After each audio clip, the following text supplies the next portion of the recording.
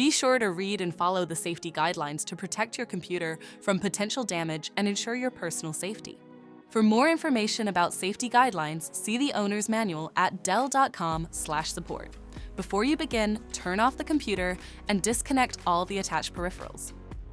To remove the memory module, unlatch the stand from the system. Pry the back cover off the system. Identify the I/O cover and remove the 5 screws to lift the cover off the system. Find the system board shield and remove the 4 screws. Lift the shield out of the system.